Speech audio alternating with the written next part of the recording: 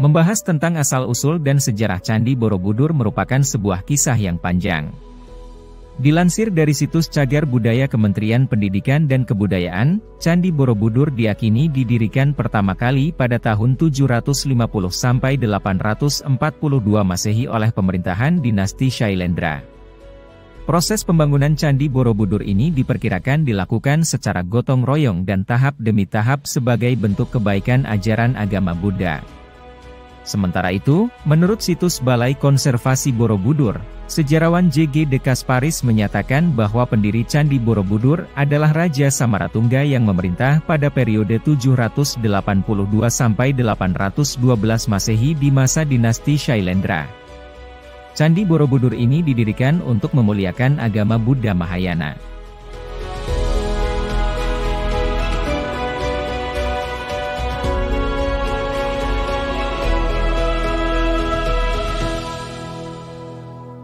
Candi Borobudur dibangun menggunakan 2 juta batu andesit yang berasal dari sungai di sekitar wilayah candi.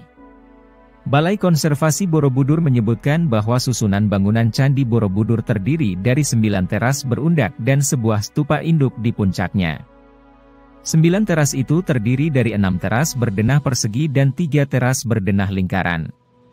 Menurut legenda, Candi Borobudur didirikan oleh arsitek bernama Gunadarma, tetapi secara historis hal itu belum diketahui secara pasti.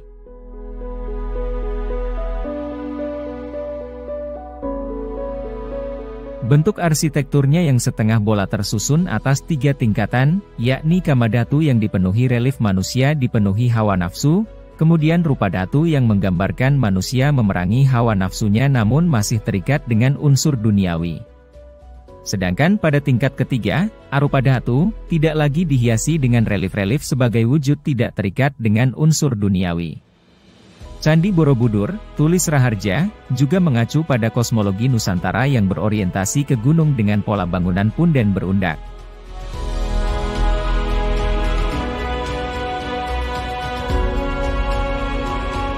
Dikutip dari kajian Balai Konservasi Borobudur, Candi Borobudur kemungkinan sudah tidak terpelihara sejak abad ke-10 Masehi, ketika pusat kegiatan berpindah dari Jawa Tengah ke Jawa Timur akibat terjadi letusan Gunung Merapi yang dahsyat pada tahun 1006.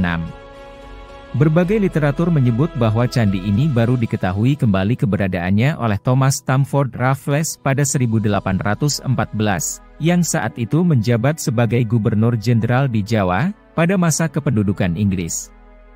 Publikasi UNESCO berjudul The Restoration of Borobudur menjabarkan bahwa Raffles mengutus H.C. Cornelius untuk meneliti informasi tersebut. Namun yang dia temukan adalah sebuah bukit yang ditumbuhi pepohonan dan semak belukar. Cornelius merekrut 200 orang warga desa sekitar untuk menebangi pohon dan menyingkirkan semak-semak. Penggalian itu berlangsung selama 2 bulan, tetapi beberapa bagian tidak bisa digali karena berpotensi runtuh. Sejak 1817 hingga seterusnya penggalian skala kecil dilakukan, tetapi hasilnya tidak pernah tercatat.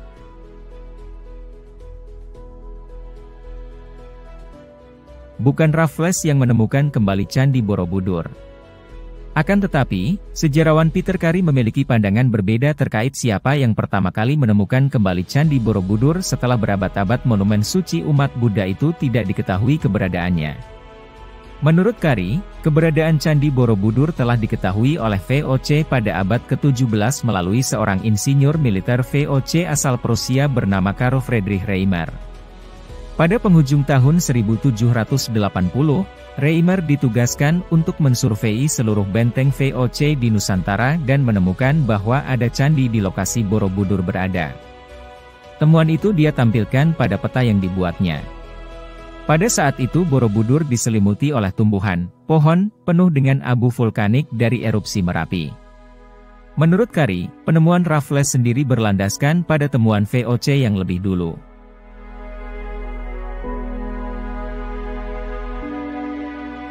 Kondisi Borobudur usai terbitnya monografi Limans tidak membaik, justru terancam runtuh. Situasi ini memunculkan usulan untuk menyelamatkannya. Pada 1882, muncul usulan untuk menghancurkan candi tersebut dan memindahkan seluruh reliefnya ke museum. Tetapi pemerintah Hindia Belanda saat itu menugaskan Ronneveld meneliti kondisi Candi Borobudur. Hasilnya ternyata menunjukkan bahwa kondisinya tidak seburuk yang dibayangkan.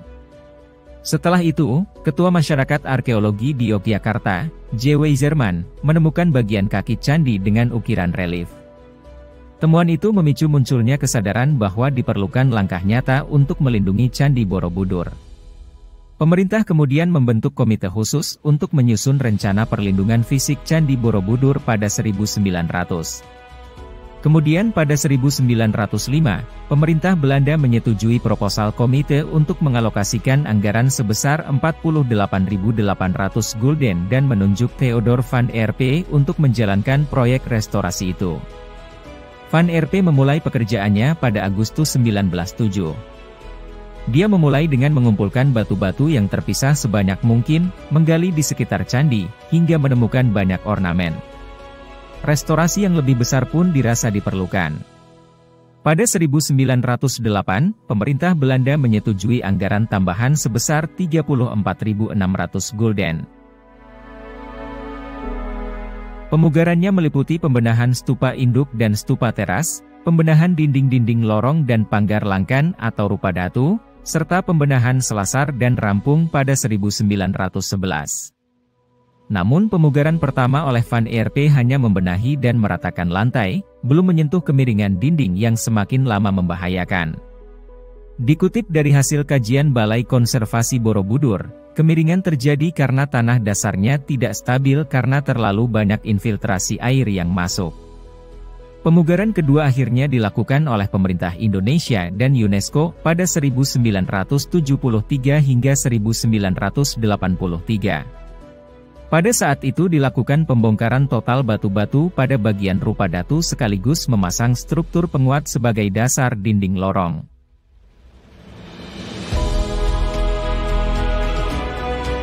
Sejak selesai dipugar pada 1983, ditambah dengan ditetapkannya Candi Borobudur sebagai situs warisan budaya dunia oleh UNESCO pada 1991, kunjungan wisatawan terus meningkat.